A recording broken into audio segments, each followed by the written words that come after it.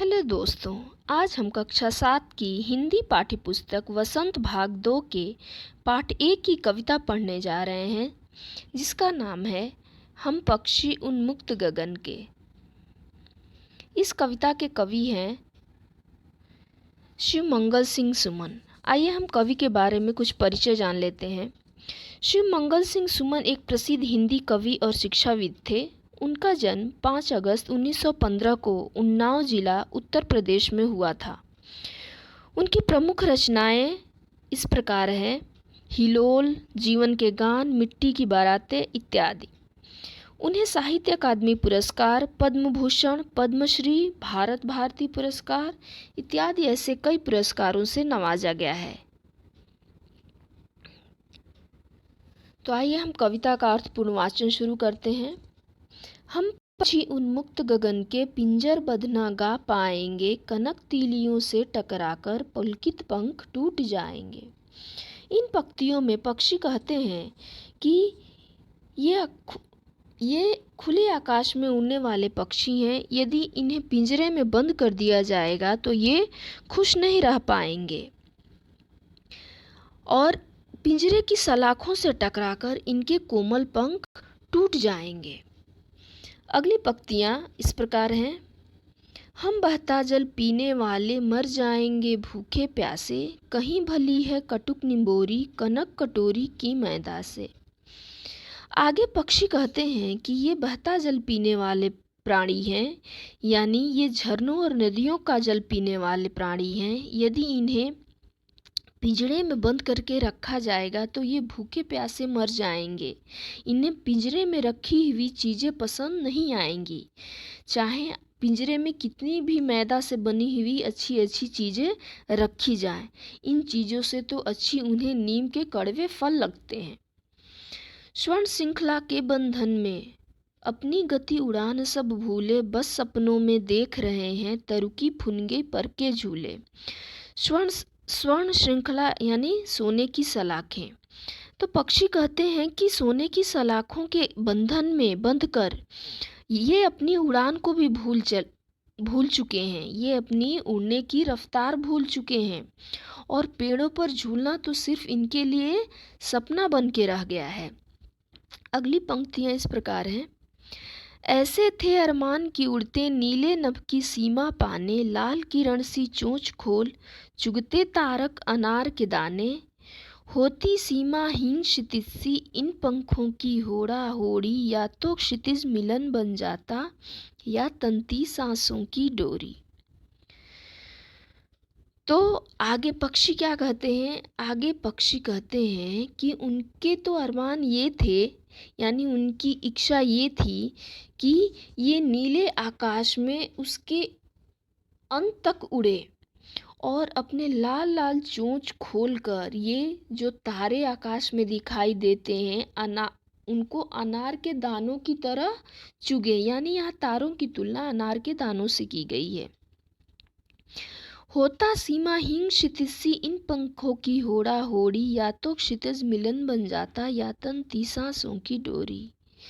तो आगे पक्षी कहते हैं कि ये एक दूसरे के साथ क्षितिज को ढूंढने के लिए बाजी लगाते कि क्षितिज कहाँ है। क्षितिज का अर्थ होता है जहाँ धरती और आकाश मिलते हुए दिखाई देते हैं।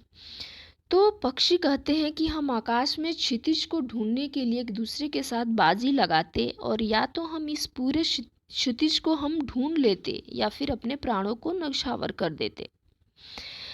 अंत में पक्षी कहते हैं कि नीड़ न दो चाहे टहनी का। पक्षी कह रहे हैं कि यदि तुम चाहो तो हमारे घोंसलों को तोड़ डालो और या फिर उन्हें आश्रय देने वाली जो टहनियाँ होती हैं उनको छिन भिन कर दो, लेकिन ईश्वर ने यदि उनको पंख दिए हैं तो उनके उड़ान में बाधा मत डालो।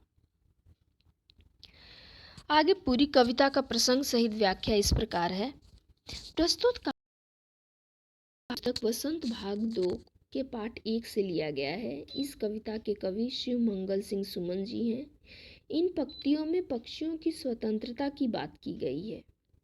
इसकी व्याख्या इस प्रकार है: इन पंक्तियों में पंछी अपने मन की पीड़ा को व्यक्त करते हुए कहते हैं कि हम खुले आकाश में उड़ने वाले पंछी हैं।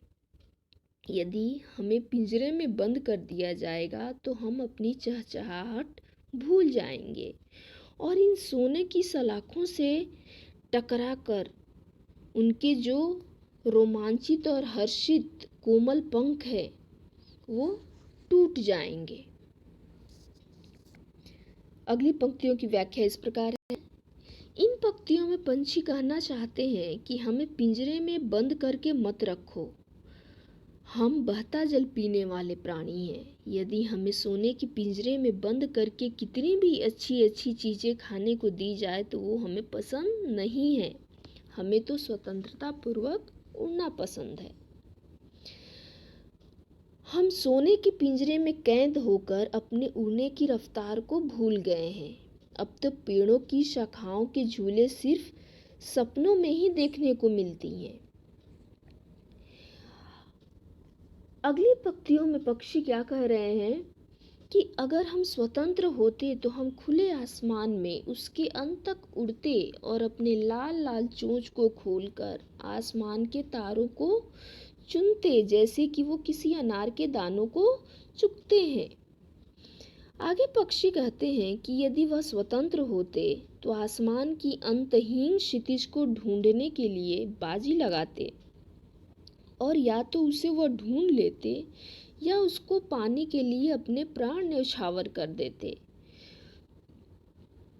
आगे पक्षी कह रहे हैं, ये अंतिम पंक्तियां हैं, इसमें कवि पक्षी कहते हैं कि चाहे तो उनका घोंसला तोड़ डालो या उनका आश्रय देने वाली जो टहनियाँ हैं उनको छीन भिन कर दो, लेकिन यदि ईश्वर ने हमें पंख दिए हैं तो उन्हें उड़ने के इस अधिकार से वंचित न करो।